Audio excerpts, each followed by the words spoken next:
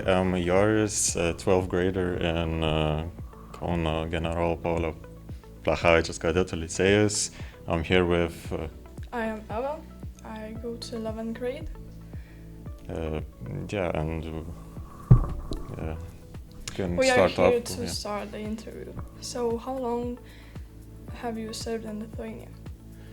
In Lithuania, I have served for 3 years. So I arrived in the summer of 21, and this summer it will be 3 years. And for a few months back, I applied for an extension, so I will have 1 more year until summer 24. And what are your duties? My duties?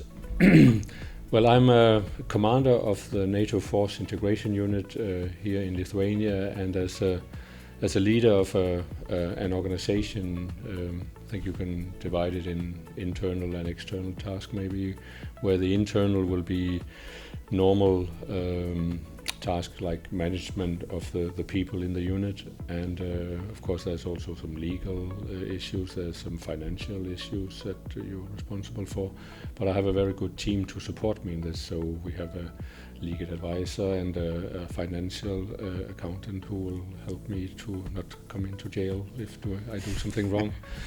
So I'm really well supported, but normal task as a commander of a unit, I would say. And if you look at it externally, so because we are in the NATO chain of command, this is the formal thing. So my commander is a Czech general who is sitting in Brunsum in the Netherlands. That changed actually by 1st of January, but he's my formal commander. Then there's the informal chain of command, and that's the Lithuanian way, so to speak. So because I also, or we, the whole unit, serve your country here, so we serve the president, the parliament, the Lithuanian people, and help the Lithuanian military as much as possible. So that's the informal, and don't tell this to the NATO general, the more important part actually. How do you understand civic responsibility yourself? Civic responsibility, how I understand it?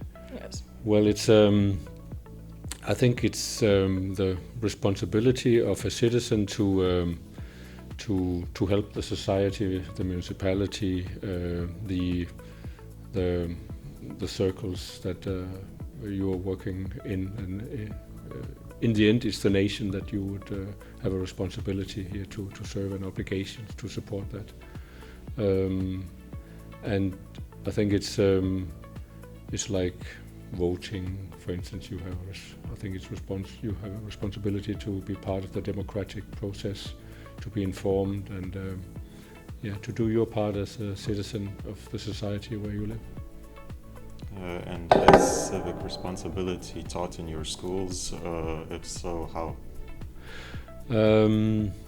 I would say not as direct and targeted and systematic as yours are being done.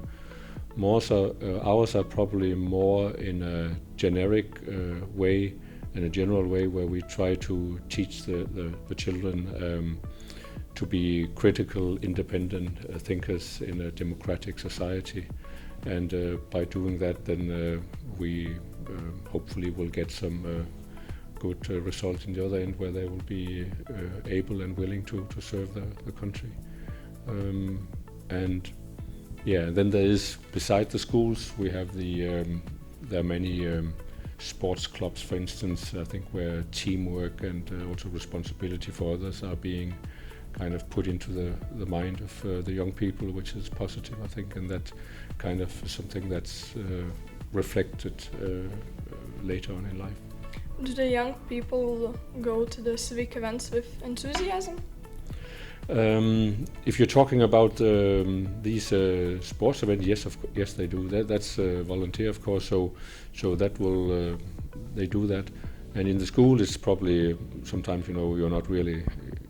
You don't like the school, you're a bit tired of it or something. We all know that. Even we play, the director is not here right now. So, but I would say it's normally they probably find it interesting, and if we talk something about the need to defend your country and what your duty is, I would assume, now I'm not an expert on it, that they would find that interesting, because that's something new, exciting, uniform, what might happen and so on. I think most people find that interesting. Okay, so moving on to civil resilience, how do you understand it? Civil resilience, I think this is, you can say this is a kind of a mental part, but it's also a physical and more practical part. I think it's in both ways very important. I think and I've been doing an interview about this, making Lithuania as indigestible as possible to Russia. And I think this is all about this. If we can make the society and the people in it very robust to a potential aggression, then we can deter that aggression. Then we can prevent that from coming. So I think we need to do what you do again. I'm sure you in your schools are being taught about being critical to disinformation from Russia, because we need to be aware we are in a hybrid war with Russia right now, and Russia is attacking Lithuania and the rest of Europe and the Western world with disinformation, trying to attack the cohesion within the alliance and within our societies, and also the cohesion in our own minds, actually. So this is where we need to be firm and secure on our own belief, and we need to have the necessary tools and training to see the difference between what's fake news and what is real news. And looking on the society level, there's so much that could be done, and I think you are doing the right thing. I mean, it's not just the military, but it's primarily now, I think, actually the civilian part that needs to be developed, and you are moving in that direction very well. So I think maybe the ministries can do a bit more on this, but I know it's a huge process, because you need to be able to handle an attack on Lithuania and still be functional in a way, and that of course costs money, it's efforts and training in order to do that. But it's all something we should do in order to avoid something happen. So Russia could see that, yes, okay, they're prepared, so we will not do anything. And do you think currently it needs to be strengthened, and if so, how? I think it is being strengthened right now, and I think you're doing the right thing with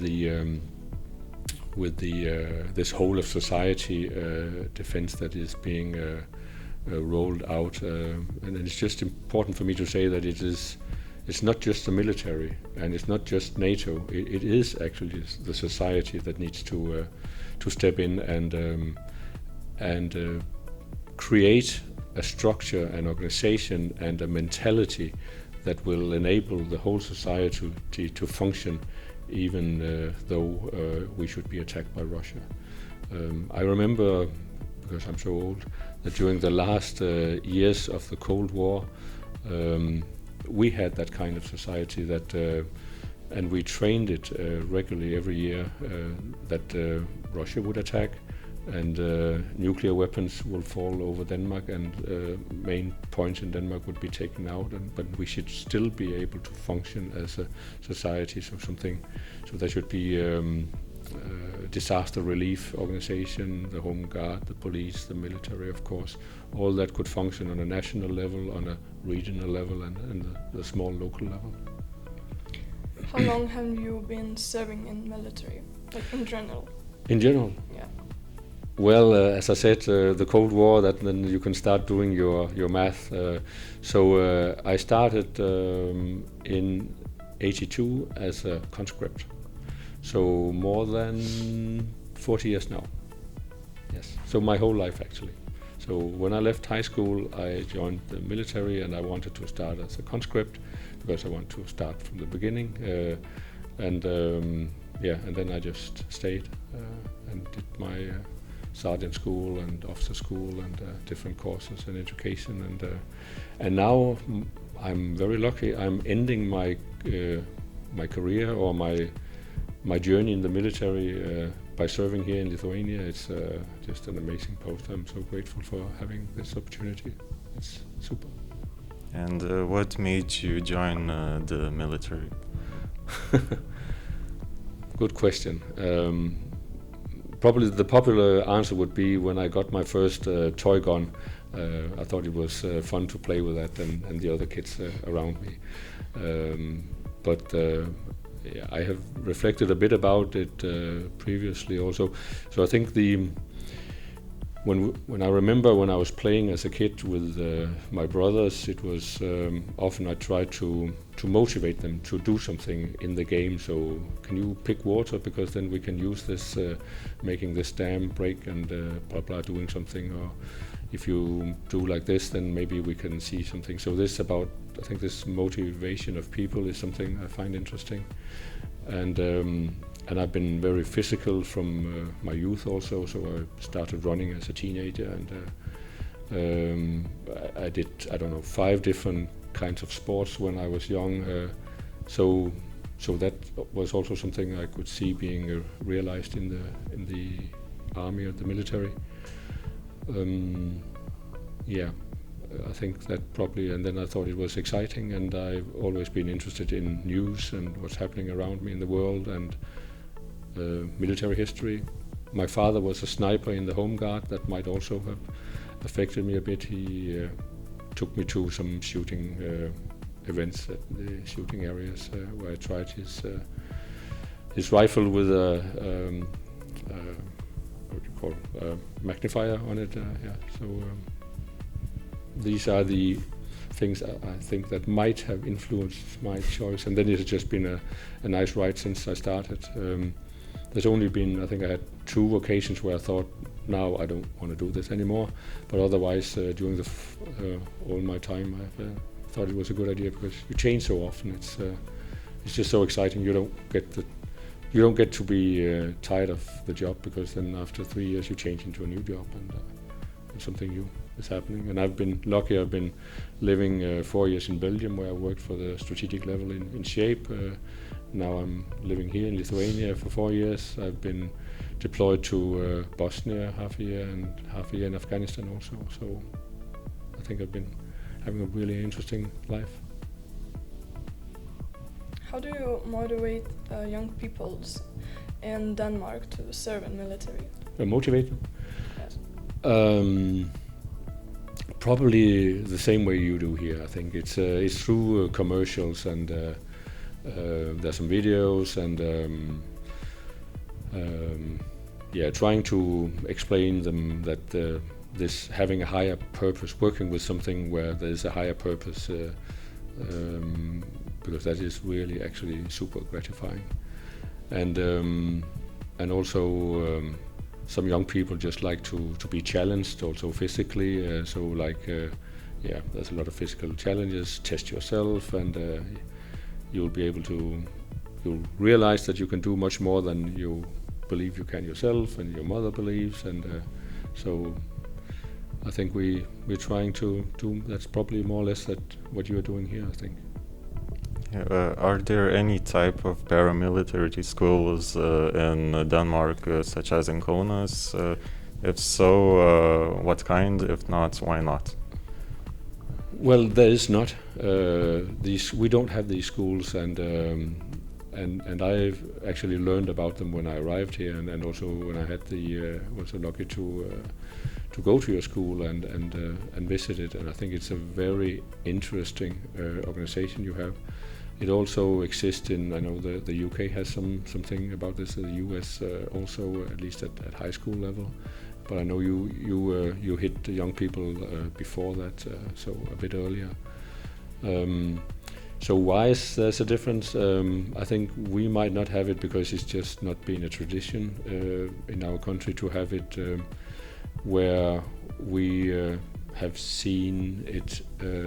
We have had the necessary influx into the military from the normal way through conscription and doing contract directly into the military. So this has so far been found sufficient for our needs of recruitment into the military. So I think that's it. But I think it's a very interesting organization you have here with your 3 schools. As I know there are 3 schools, and I understand why you have it here. Yeah, and I mean I see you people in the streets of Vilnius, of course, and also when there are events. I was in Šiauliai this weekend, and you were there also. Not you two, but your colleagues from Šiauliai maybe. And when we lit the bonfire in the Kiekvieną prospect, there was some from your organization also. So it's just nice to see you all around here. Have you had the opportunity to communicate with cadets of the Cadet Lyceum? Yeah, I would say the first time was when I visited the school, of course. But as I mentioned, when I see you around in these events, but also I could add this essay, NATO essay that is being conducted every year throughout the high schools of Lithuania. There's of course the Cadet Lyceum is part of that, and I see you in uniform there among the other non-uniformed.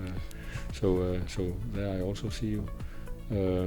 So this is besides what I mentioned before on these events where you often are part of, and then this is where I see you.